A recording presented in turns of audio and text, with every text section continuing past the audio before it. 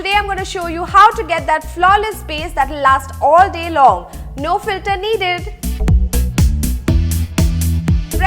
Prep. It is a key to a flawless base. Getting your skin primed and prepped before makeup application is going to ensure that you get a smooth and even surface.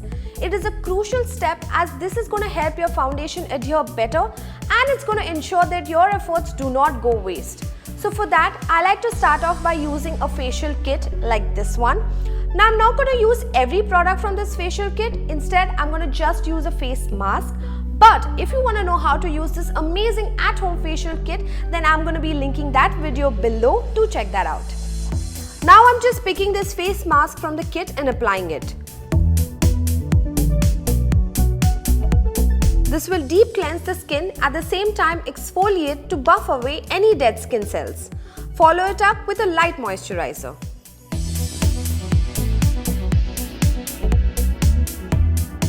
After the application of moisturizer and face mask, I'm going to give you a quick tip on how to layer products. Give enough time gap between application of two products as that will give time for the product to seep into your skin. Now it's time to prime. Now while most regard a primer an added product in their regime, I personally think it is an essential step.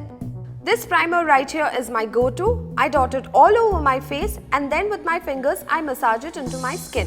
It is going to smoothen your skin texture, minimize pores and give the foundation the perfect surface to cling onto. With that guys, we are completely ready to create a flawless base. Now it's time to choose the right products and tools. Before we get into makeup application, I think it's super important to choose the right tools and products. Here's what you'll need to create a flawless base. Paddle brush. This brush is used to apply foundation on the face. Buffing or kabuki brush. This brush will be used to blend the foundation. Makeup blending plate. For hygiene reasons, I prefer pouring the foundation onto a mixing plate. It helps me watch over how much product I'm using and ensure that I have just the right quantity. Makeup sponge. My trusty damp beauty sponge to buff away any brush marks. Mini makeup sponge. I also like to use a mini makeup sponge for the hard to reach corners like the edge of the nose or the under eye area. Concealer and foundation. Last but definitely not the least, the right foundation and concealer formula. Once you've garnered the right tools and products, it's time for the application. Now comes the part where we fix skin imperfections. For that, you will need a concealer. I suggest that you apply concealer only on areas that are in dire need of it. Otherwise, you'll just be adding too much product to your face that you could probably do without. I like to conceal my under eye area, edge of the nose and sides of the lips. Apply a little concealer and blend it into the skin with a mini makeup sponge.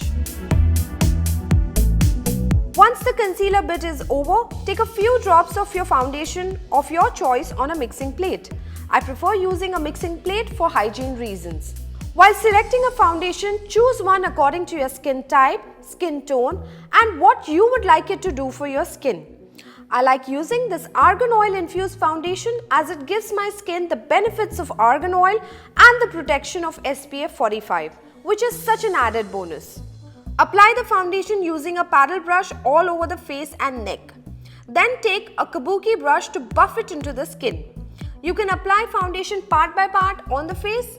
I personally like to start by applying foundation on the center area of the face. Now using the buffing brush, just start working the product into the skin. Keep checking the coverage and build only if you need to. It is always wise to work with less product than more. This is the #1 reason why most people end up with a base that looks cakey. Once you're done blending the foundation from your face and your neck, go over it with a damp beauty sponge. Using a blender at this stage will help you get rid of brush marks, and personally I think that the wetness of the sponge helps the product blend seamlessly into the skin.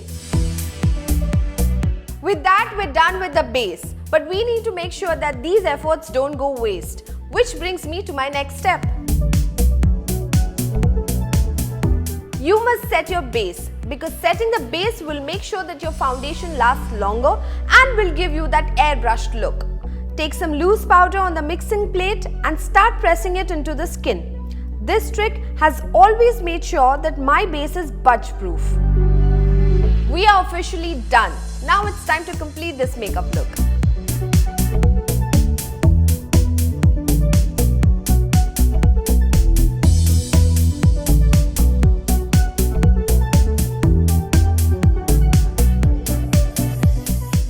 I hope you found this detailed video on how to get flawless base useful.